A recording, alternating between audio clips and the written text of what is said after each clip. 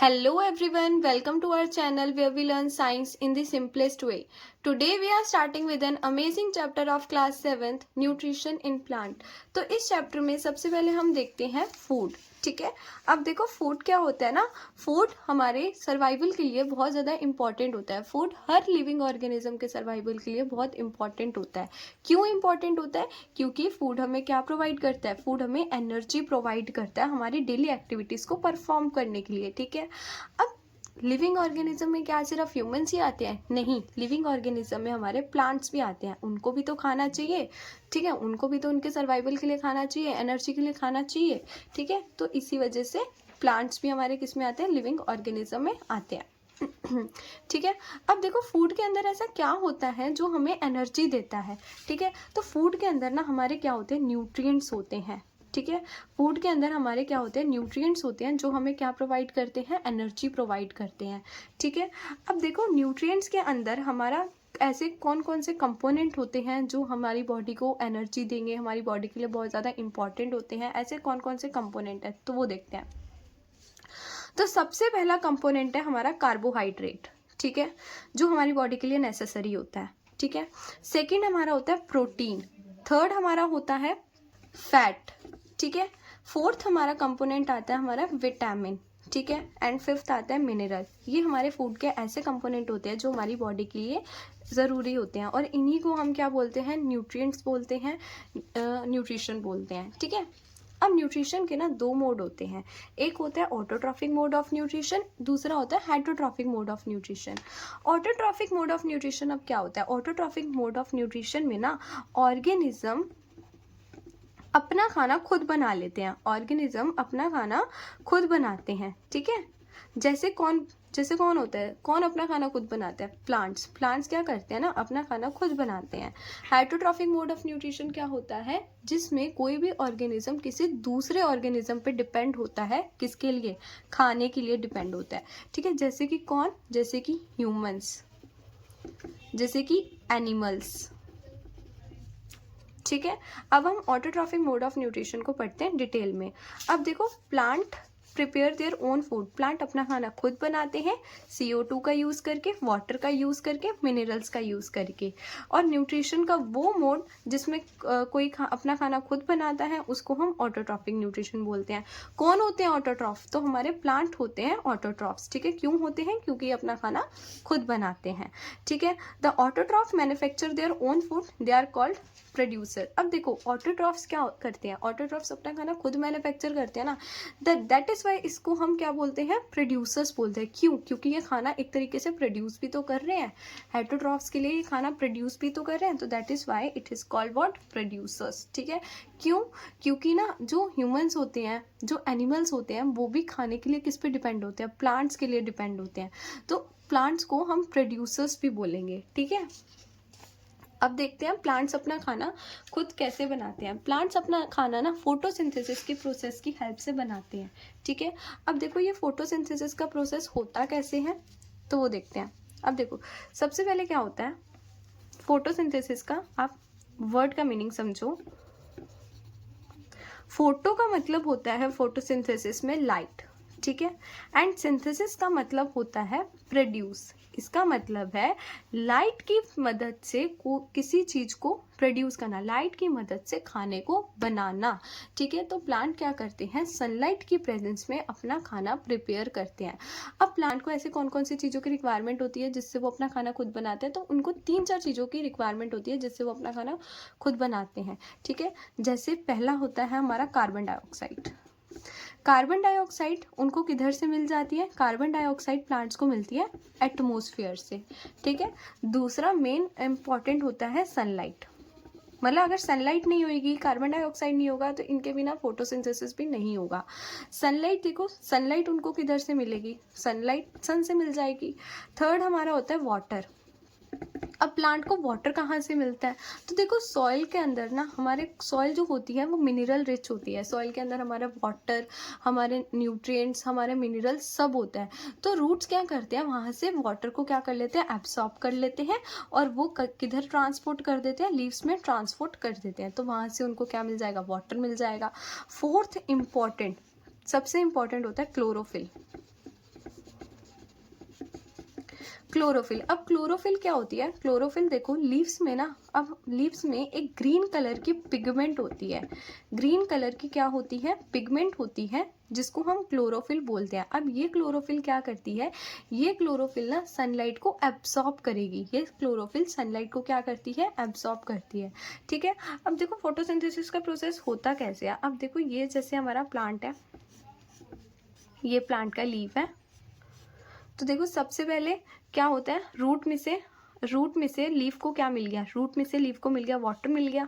ठीक है, रूट में से लीफ को वाटर मिल गया एंड एटमॉस्फेयर में से लीफ को क्या मिल गया? कार्बन डाइऑक्साइड मिल गया। अब ये दोनों मिल के ना, अब इसको सनलाइट भी मिलेगी और यहाँ पे लीफ में क्या होती है? क्लोरोफिल। ये दोनों मिलके सनलाइट और क्लोरोफिल की प्रेजेंस में क्या बना देंगे?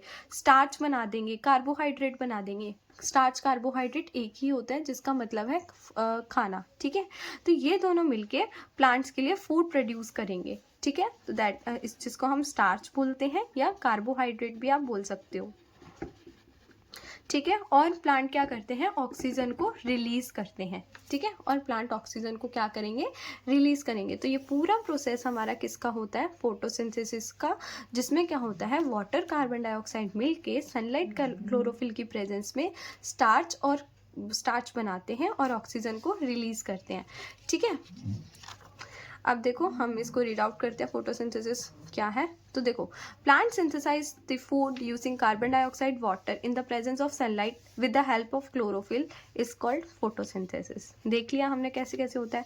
अब देखो सारा का सारा प्रोसेस हमारा एक्चुअली में हो कहाँ रहा है? लीव्स पे ही हो रहा है। सारा का सारा खाना बन किधर रहा है? लीव्स पे ही बन रहा है। तो देखो लीव्स को इसीलिए हम क्या बोलेंगे? फूड फैक्ट्री बोलेंगे प्लांट की। ठीक है, and site for the synthesis of food, और यही हमारी साइट होती है जहाँ पे हमारा खाना क्या हो रहा है? बन रहा होता है। ठीक है, अब प्लांट में हमारी एक ग्रीन पिगमेंट होती है, जिसको हमने क्या बोला है? क्लोरोफिल बोला है। क्लोरोफिल क्या काम कर रही थी?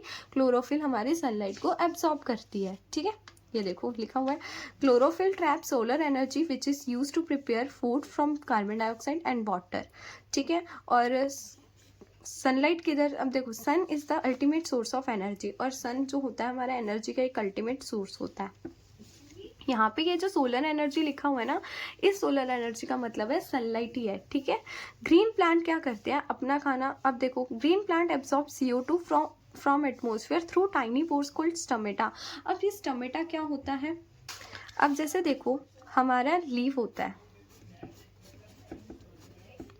लीव में ना हमारे टाइनी पोर्स होते हैं, मतलब छोटे छोटे ना पोर्स होते हैं, जो कैसे दिखते हैं? लाइक दैट, जो हमें ऐसे दिखते हैं। ठीक है, इन पोर्स के थ्रू ना, इन पोर्स के थ्रू कार्बन डाइऑक्साइड, ये पोर्स के थ्रू कार्बन डाइऑक्साइड प्लांट अपने अंदर लेते हैं। ठीक है, मतलब ये जो स्टमेटा पोर्स होते हैं ना, ये स्टमेटा पोर्स क्या होते हैं? इसमें गैसीशियस एक्सचेंज होती है। मतलब देखो इन्हीं में से ऑक्सीजन निकलेगी और कार्बन डाइऑक्साइड अंदर जाएगी, तो इसको हम बोलते हैं स्टमेटा। और ये स्टमेटा होते किधर है?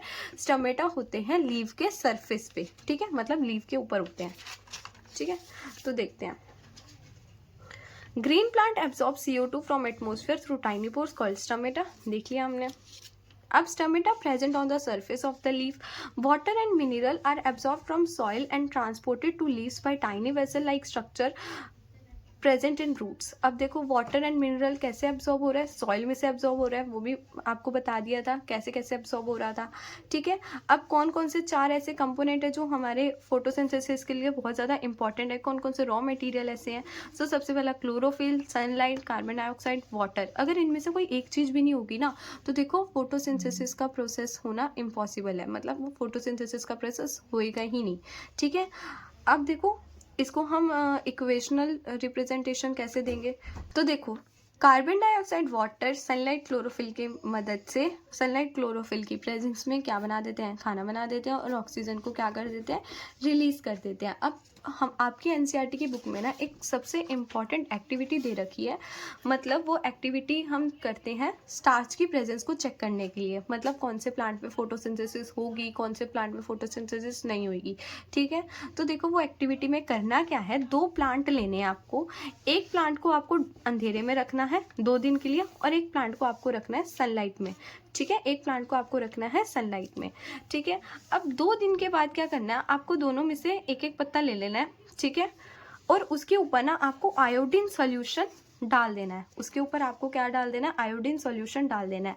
अब जब आप आयोडीन सॉल्यूशन डार्क वाले पत्ते पे डालोगे ना, डार्क मतलब जो आपने अंधेरे में जो प्लांट रखा होता है, अगर आप उसके पत्ते पे जब आयोडीन सॉल्यूशन डालोगे ना, तो क्या होगा, वहां पे आपको कोई भी कलर शो नहीं होगा, ठीक है। अब कोई भी कलर शो होने का मतलब क्या है, इसका मतलब है उसमें स्टार्च नहीं है, तो इसका मतलब उसमें फोटोसिंथेसिस हमारा नहीं हो सकता, ठीक है।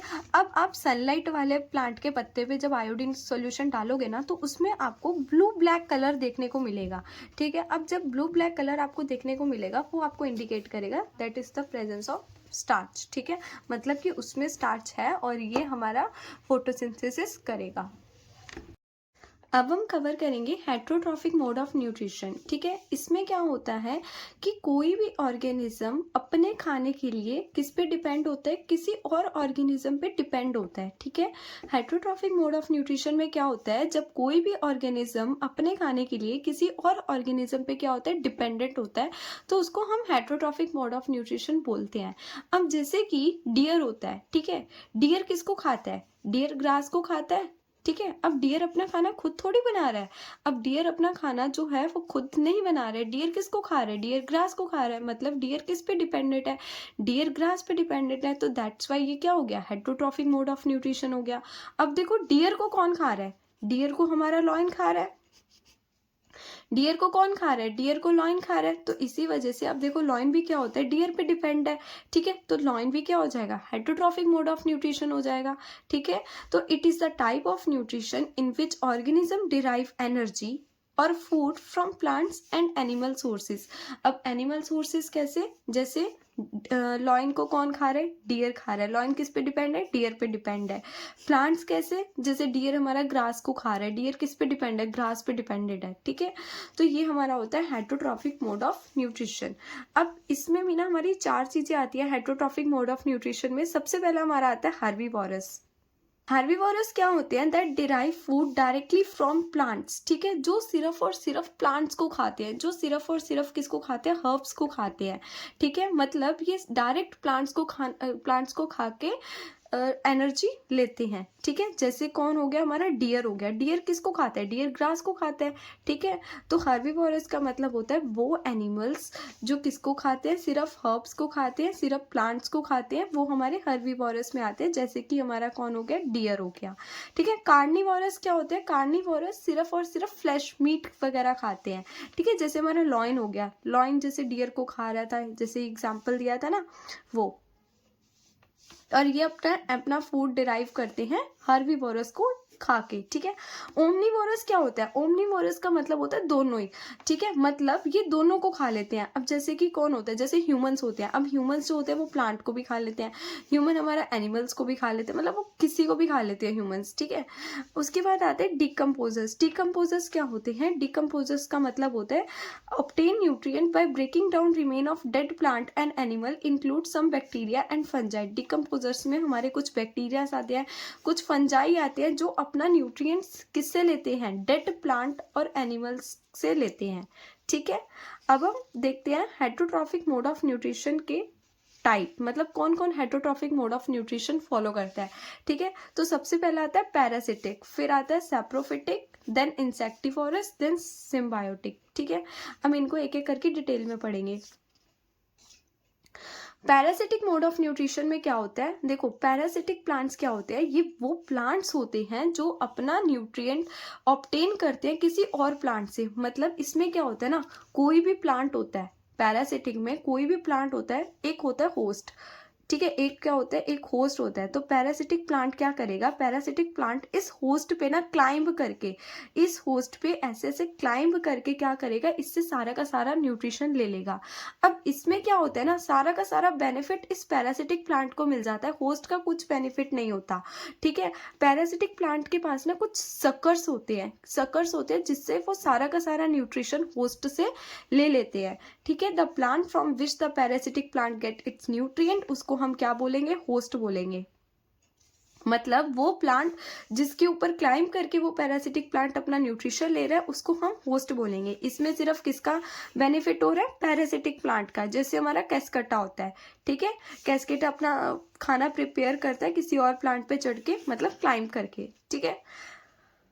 देन आता है हमारा सैप्रोट्रॉफिक। सैप्रोट्रॉफिक का मतलब क्या होता है? सैप्रोट्रॉफिक का मतलब होता है वो ऑर्गेनिज्म जो किसी डेड एंड डिकेइंग मैटर को खा के अपना न्यूट्रिएंट्स लेते हैं, ठीक है। जैसे हमारा फंजाई होता है, मोनोट्रोपा होता है, ठीक है। अब जैसे ब्रेड होता है ना, ब्रेड जब खराब हो जाता है तो उसके ऊपर क्या लग जाता है? उसके ऊपर फंगस वगैरह लग जाता है ना।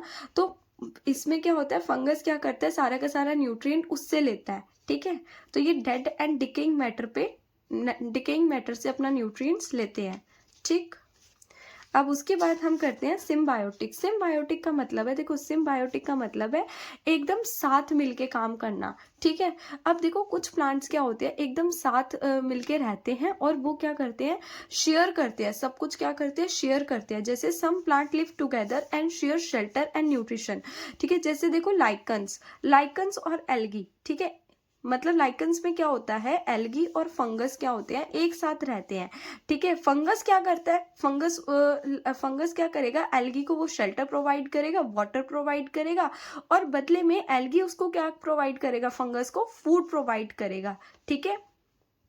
और ये एल्गी फूड कहाँ से प्रिपेयर कर रहा है? फोटोसिंथेसिस की हेल्प से एल्गी फूड प्रिपेयर कर रहा है। तो सिम्बायोटिक रिलेशनशिप क्या होता है? सिम्बायोटिक रिलेशनशिप का मतलब होता है कि साथ मिलके काम करना, मतलब शेयरिंग में काम करना। मतलब अगर कोई प्लांट तुम्हें क्या दे रहा है, अगर जैसे देखो फंगस तुम्हें शेल्टर और वाटर दे रहा है तो बदले में एल्गी उसको क्या दे रही है? खाना दे रही है फंगस को, ठीक है।